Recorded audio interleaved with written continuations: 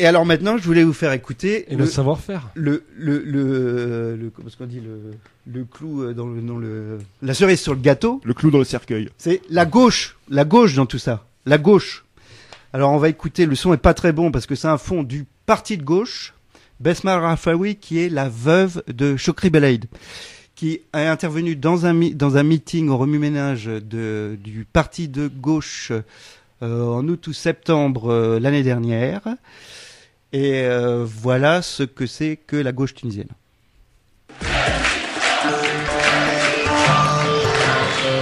Le parti de gauche, la radio. Merci beaucoup, chers camarades. Merci au parti de gauche pour votre soutien à la révolution citoyenne tunisienne.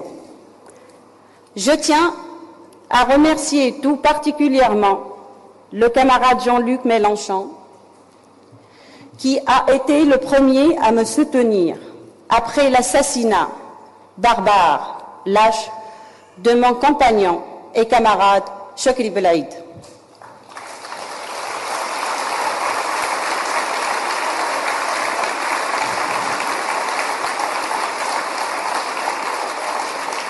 Aujourd'hui, dans mon intervention, je vais vous parler de la situation que traverse la Tunisie depuis l'arrivée au pouvoir du parti islamiste Ennahda.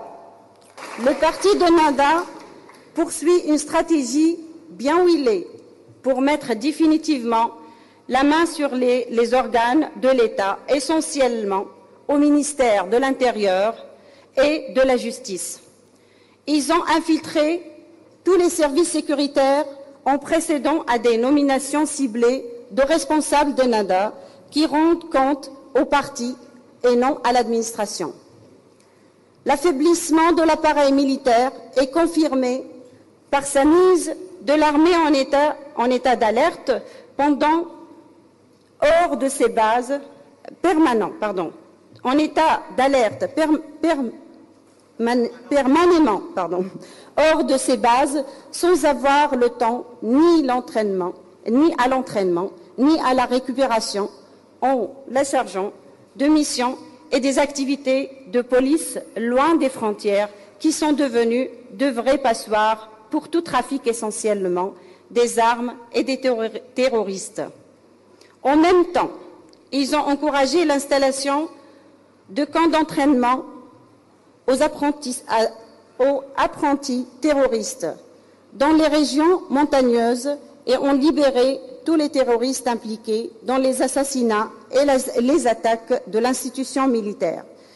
Ils ont organisé et encouragé l'envoi des jeunes Tunisiens en Syrie, combattre dans les réseaux d'Al-Qaïda et envoyer aussi des jeunes Tunisiennes pour assouvir les désirs sexuels des combattants dans ce qu'ils ont appelé le djihad du sexe.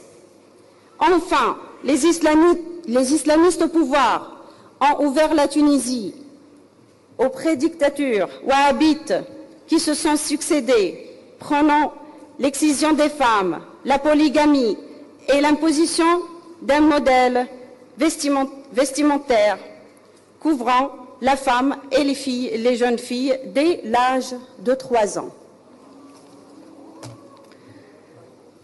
Le peuple tunisien, les jeunes, les femmes, partis de gauche, partis démocratiques, les associations, les syndicats et même le patronat refusent le projet du gouvernement en place.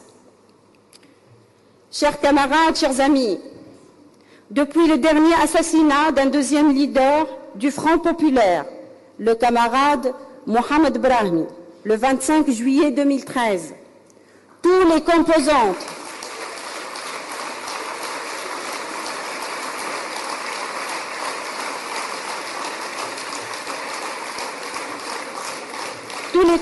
politiques et associatives rassemblées dans un front de salut national tiennent un sitting devant le siège de la ANC avec plus de 60 élus ayant suspendu leur participation à l'Assemblée nationale de la Constituante.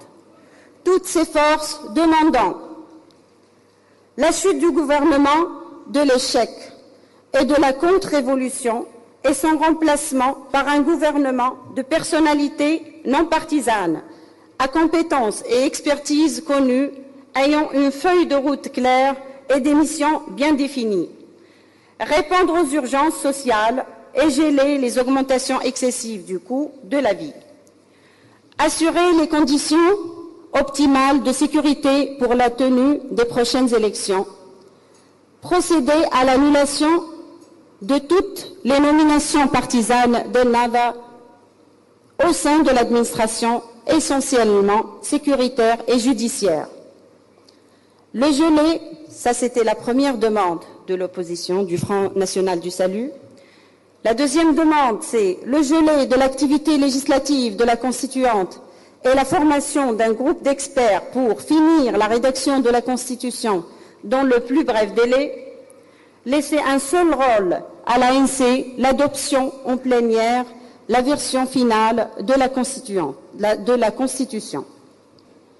Mais je vous assure, moi, tous mes camarades, ici, dans toute la France, camarades tunisiens et non tunisiens, camarades tunisiens et français, camarades en Tunisie et hors la Tunisie, on est tous debout, on sera là, on ne quittera pas notre révolution, on ne quittera pas notre pays, on va poursuivre.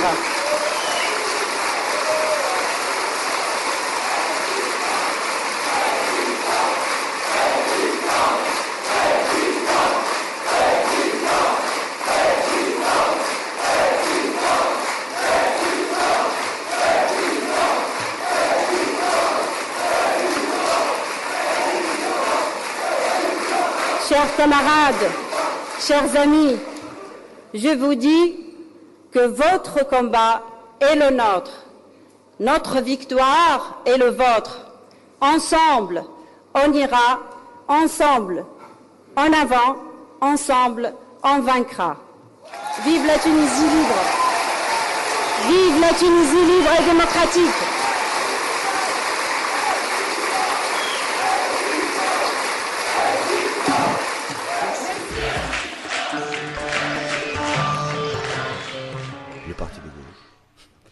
Donc, la Tunisie libre et démocratique, pour cette gauche-là, c'est police, armée, délire islamophobique, qu'on vient exporter en France auprès des militants de gauche, avec la caution du parti de gauche qui n'est même pas capable de reconnaître un discours de droite dans son propre meeting, alors que par ailleurs il réclame lui-même la constitution d'une constituante, et alors qu'elle propose un comité d'experts et puis une assemblée qui votera en bloc le machin, c'est-à-dire un processus profondément anti-démocratique. Il faut dire aussi que cette gauche islamophobe s'est alliée avec le patronat contre le gouvernement, ce qui a finalement amené des fondateurs, des vieux militants en France, qui ont été de tous les combats, y compris les derniers au niveau du bassin minier de Gafsa, à quitter le Front populaire pendant la période électorale. Et ils ont écrit un communiqué qui est le suivant. Je vous en cite un extrait. Abandonnant totalement le terrain de la lutte des classes et d'indépendance nationale, la direction du Front populaire s'est compromise avec la bourgeoisie, les RCDistes qui préparent leur retour au pouvoir et les puissances étrangères qui ne veulent surtout pas d'une révolution populaire et sociale. Seulement d'une démocratie, entre guillemets, néocoloniale, avec des institutions téléguidées depuis Washington et Bruxelles. Ces relations avec les puissances impérialistes sont assumées par le porte-parole du Front populaire qui se vante d'être reçu par tel ou tel ambassadeur ou secrétaire d'État européen ou américain. À cela s'ajoute le positionnement totalement acritique des directions du Front populaire vis-à-vis des bureaucraties syndicales. Ces dernières ont été coupables d'abandonner à leur sort, voire de trahir de multiples luttes ouvrières, allant jusqu'à signer des accords avec des directions d'entreprises alors que les travailleurs concernés y étaient opposés. Le dernier exemple en date est celui des syndicalistes de l'Atelec, trahis par les bureaucraties syndicales. Plus du tout étonnant depuis la participation de la direction de l'UGTT au quartet avec le patronat, cadre notoire de collaboration de classe où un pacte de paix sociale a été signé pour 3 ans. Donc voilà la situation. Elle relève, je pense, la lutte des classes, mais aussi de la psychanalyse. Et on va écouter en conclusion donc de cet insert sur les élections tunisiennes, une psychanalyste tunisienne qui s'exprimait à Beit el-Hikma lors de la venue de Tariq Ramadan il y a 3 ans, dans une tentative d'essayer de raisonner laïque et islamiste, afin d'éviter que tout cela dégénère en guerre civile, mais surtout en